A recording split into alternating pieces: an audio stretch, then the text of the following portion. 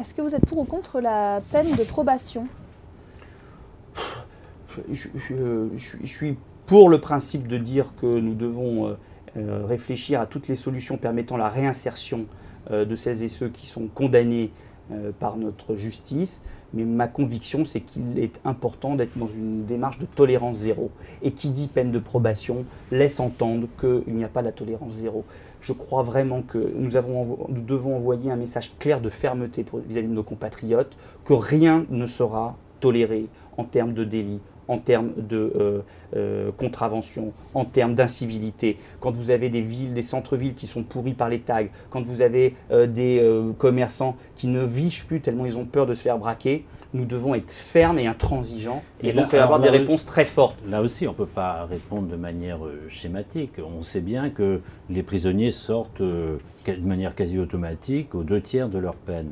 Alors est-ce qu'il n'est pas plus intelligent d'essayer de prendre acte de ça et de préparer parce que le signal est ravageur. C'est un signal fort. On doit à partir du moment où on ne peut pas les garder plus longtemps, puisque les prisons sont surpeuplées. Non mais qu'on réfléchisse, qu'on se donne les moyens de mieux travailler à la réintégration de celles et ceux qui ont été en prison dans la société, c'est vital. C'est pour ça qu'il faut investir dans les prisons, pour que les conditions d'incarcération soient plus humaines et plus dignes. Il y a trop de prisons où c'est indigne.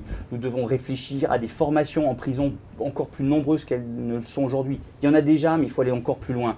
Mais envoyer un signal qui dit, écoutez, finalement vous êtes condamné, mais on ne va pas vous envoyer en prison alors que normalement vous devriez aller en prison, mais on va vous regarder de voir si vous effectivement vous êtes finalement quelqu'un de bien maintenant, etc. Je pense que c'est ravageur parce que ça envoie le signal à celles et ceux qui auraient des mauvaises idées que de toute façon finalement ils n'iront pas en prison. Mais je parle de ceux qui sont en prison déjà et qui sortent comme ça sans préparation, sans rien, et qui se retrouvent dans des conditions propices à recommencer, à la récidive.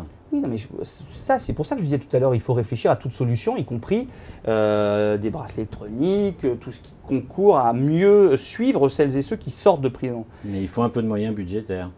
Oui, mais il y a des priorités à avoir.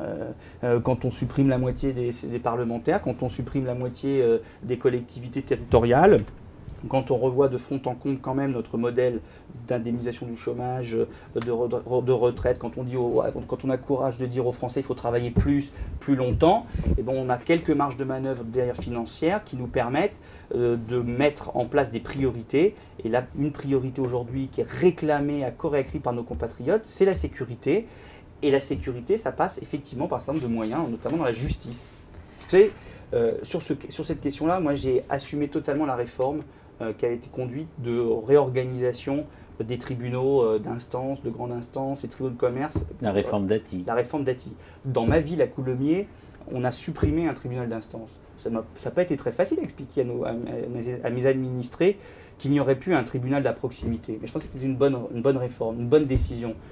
Couper des budgets à un endroit pour en reventiler ailleurs là où c'est plus utile. Et je pense qu'il y a une priorité à mettre dans la partie incarcération et suivi de celles et ceux qui ont été à un moment donné emprisonnés pour les réinsérer dans la vie professionnelle, dans la vie sociale et en même temps à veiller à ce qu'ils ne recommencent pas.